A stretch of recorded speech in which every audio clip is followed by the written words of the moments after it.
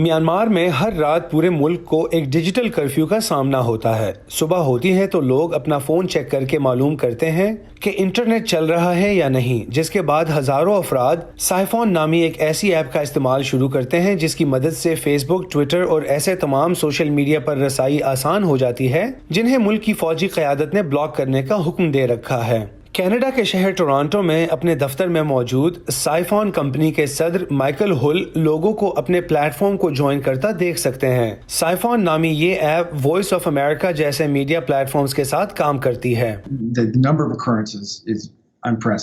इतनी बड़ी तादाद में लोगों का इसे इस्तेमाल करना बेमिसाल है। यहाँ तक कि नेटवर्क बहाल होने के बाद भी लोगों का इस्तेमाल जारी रखना साइफोन के लिए एक नया तजुर्बा है। अभी तो ये वाज़े नहीं है कि रवा साल 1 फरवरी को जब म्यांमार में फौज ने हुकूमत का कंट्रोल हाथ में लिया तो उन्होंने रात के वक्त इंटरनेट के इस शटडाउन का सिलसिला क्यों शुरू किया है। लेकिन रवायती तौर पर हुकूमतें ये कहकर अपना दिफा करती हैं कि इस किस्म के शटडाउन्स किसी बहरान के दौरान सिक्योरिटी कायम रखने में मदद देते हैं। फौज के म्यांमार में हुकूमती इख्तियार संभालने के बाद मुल्क में मुजाहिरे शुरू हैं और दर्जनों मुजाहिरीन हलाक भी हो चुके हैं। मसला ये है कि इंटरनेट की ये सारी सरगर्मी दरअसल किसी और चीज़ का पेश खैमा है, जैसे कोई बड़ा क्रैकडाउन, ज़्यादा सख्त ताकत का इस्तेमाल और पुरअमन मुजाहिरीन की मज़ीद गिरफ्तारियाँ। लोगों के डिजिटल हुकूक के लिए एक्सेस नाउ के नाम से काम करने वाले एक गैर सरकारी ग्रुप के मुताबिक साल 2020 में 29 मुल्कों की हुकूमतों ने 155 मरतबा इंटरनेट बंद किया। अगरचे ये तादाद 2 साल पहले होने वाली बंदिश से कम है, लेकिन ये पाबंदियां बहुत नुकसानदेह साबित हो रही हैं। इन शटडाउन्स की अब तक सबसे ज्यादा तादाद यानी 109 मरतबा भारत के ज़ेर इंतजाम कश्मीर में देखी गई है। यूरोपीय मुल्क बेलारूस में अगस्त में सदारती इंतखाबात के बाद 61 घंटों के लिए इंटरनेट बंद कर दिया गया।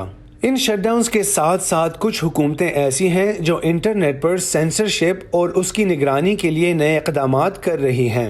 कैम्बोडिया में इंटरनेट गेटवे तश्कील किया जा रहा है जिस पर नाक़दीन कहते हैं कि ये हुकूमत को इंटरनेट इस्तेमाल करने वालों को सेंसर करने और निगरानी करने की अहलियत देगा। अमरीकी वज़ारत ख़ारजा इस पर तशवीश का इजहार कर चुकी है। हमारे पास यहाँ अमरीका में खमर अमरीकियों की एक बड़ी तादाद आबाद है और हम ये यकीनी बनाना चाहते हैं कि ये अफराद अपने उन रिश्तेदारों और तमाम दोस्तों से बातचीत कर सकें जो अब तक उनके आबाई मुल्क में रह रहे हैं।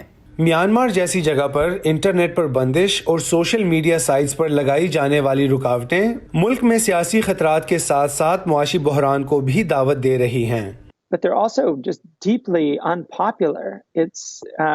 और ये इंतहाई गैर मकबूल भी हैं, और ऐसा इसलिए है क्योंकि लोग इंटरनेट पर इन्हिसार करते हैं और हुकूमतों की कोशिश है कि वो मालूमात के बहाव को रोक सकें।